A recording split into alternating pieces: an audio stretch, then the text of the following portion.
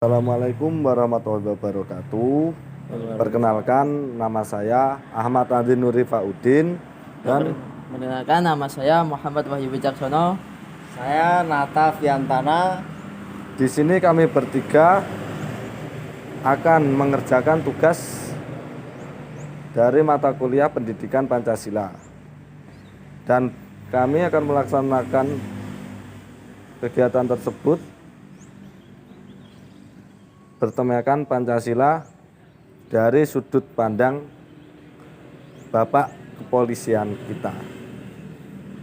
Mari simak untuk kelanjutannya. Wis gak apa-apa.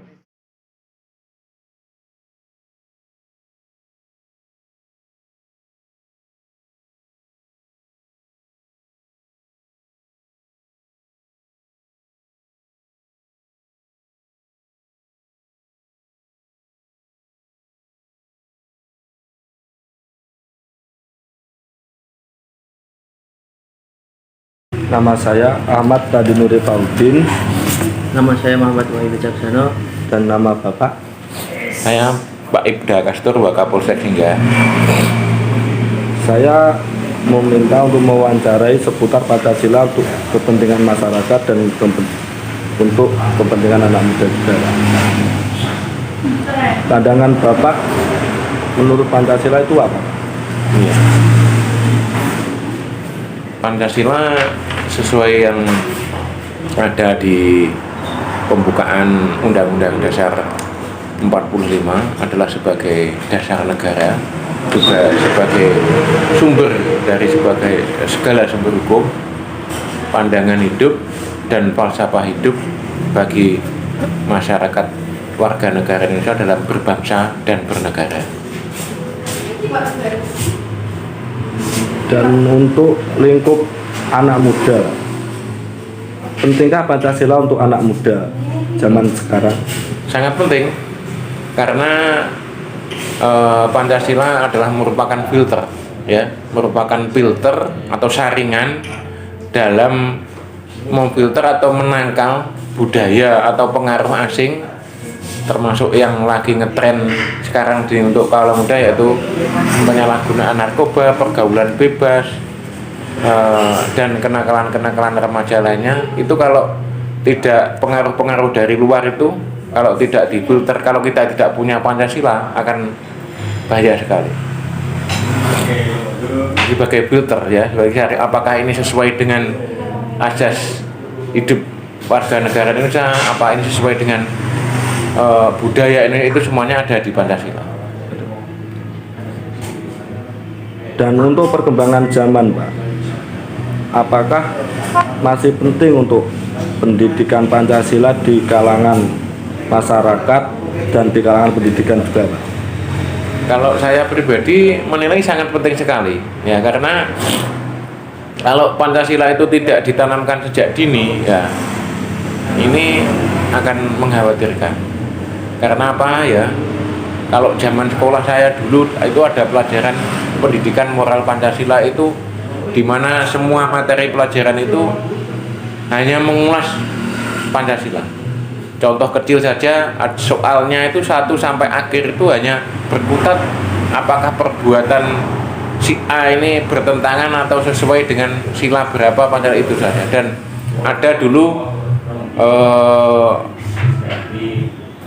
P4, yaitu butir-butir pedoman pengamalan penghayatan Pancasila. Itu 36 butir, itu di mana Pancasila yang 5 sila itu dijabarkan menjadi 36 butir. Dan itu dulu pada masa saya sekolah dulu itu ada penataran P4 di setiap level, masuk SMA, SMP atau masuk kemana saja itu ada penataran P4. Dan saya kira itu bagus. Jadi ini menurut saya, ya, tidak semua yang produk orde lama atau produk pendahulu kita itu jelek, atau tidak semua hasil produk reformasi itu bagus. Jadi kita harus bijak mana yang masih relevan untuk kita pakai, untuk kita relevan, seyogyanya kita juga harus berpedoman seperti itu.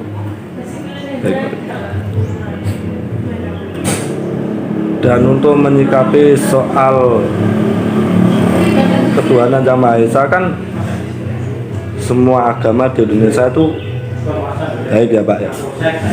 Itu menurut Bapak untuk yang seperti radikal itu sudah termasuk Pancasila apa tidak? Radikal itu kan artinya luas, Mas. Ya, radikal itu kan artinya luas. Ya, dari sudut pandang mana yang sampai maksud radikal itu contohnya seperti apa? Yang saya maksud radikal contohnya untuk bom bunuh diri, untuk demo serentak, itu menurut Bapak apakah itu mencerminkan dari Pancasila atau tidak, Pak? Ya, kalau kita harus memilah ya antara bom bunuh diri dan demo serentak itu beda. Kalau unjuk rasa itu dilindungi undang-undang, ada konstitusi yang mengatur, yaitu undang-undang tentang kebebasan menyampaikan pendapat di muka umum itu ada. Tapi kalau bom bunuh diri itu saya sangat tidak setuju sekali, dan saya juga yakin bahwa semua anggota semua agama yang ada di Indonesia ini pasti tidak ada yang membenarkan tentang ajaran bom bunuh diri, pasti tidak ada.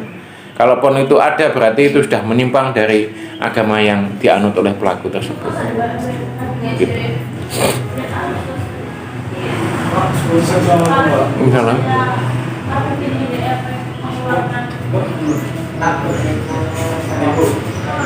Berarti soal untuk demo, untuk mengaspirasikan suara itu dilindungi, Pak? iya ada undang-undang yang selama dilakukan juga sesuai undang-undang yang mengatur, tidak anarkis. Ya, dengan ketentuan di situ di Undang-Undang Nomor 9 kalau tidak salah tahun 1998 itu Undang-Undang Kebebasan Menyampaikan Pendapat di Muka Umum itu ada. Caranya menyampaikan unjuk rasa itu, batas waktunya apa, forumnya siapa, alat peraganya apa, itu semuanya diatur. Ada yang sampai nanti bisa buka di Google undang-undang tentang kebebasan menyampaikan pendapat di muka umum. Itu ada rambu-rambu apabila saudara-saudara kita akan menyampaikan pendapat atau dalam tanda kutip unjuk rasa itu.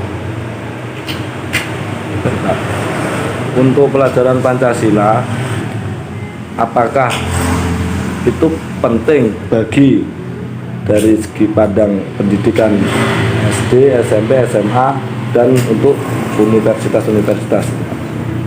Ya, tanpa tidak dengan mengurangi rasa hormat aturan yang telah ditetapkan pemerintah dalam hal ini kurikulum, ya, apapun bentuknya yang sudah ditentukan oleh pemerintah, kita selaku warga negara kan harus mentaati.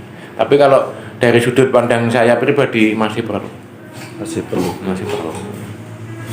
Dan pesan dan kesan untuk kita semua itu bagaimana, Pak? Dalam arti kita semua siapa? Dalam arti untuk anak muda dan remaja di luar itu soal Pancasila itu pesan dan kesannya jenengan itu pripun, Pak? Ya, secara umum tidak terlalu buruk lah, tapi ada 1-2 oknum yang kadang bahkan sudah kelas 12 SMA saja tidak hafal Pancasila. Tapi secara umum masih bagus. Itu semua juga berkat kerjasama semuanya, baik masyarakat, orang tua maupun sekolah. Jadi kembali lagi tentang PR, tentang pemahaman Pancasila ini bukan PR-nya sekolah saja, bukan PR-nya pemerintahan saja, bukan PR-nya kampus saja, tapi adalah PR kita semua. Bagaimana Pancasila itu bisa menjadi mendarah daging terutama kepada kaum generasi muda milenial dan pelajar, sehingga bisa berperilaku sesuai tuntunan yang ada di Pancasila. Cukup dari kami, Pak. Terima kasih atas waktunya. Mohon maaf telah mengganggu Bapak. Oke, terima kasih sama-sama. Terima kasih atas kerjasamanya dari Poltana telah menyempatkan waktu untuk kita ke sini. Ini kesimpulannya, Pancasila itu penting bagi sejarah Indonesia. Bila ada kata yang tidak berkenan di hati Anda, kami meminta maaf yang sebesar-besarnya. Wassalamualaikum warahmatullahi wabarakatuh.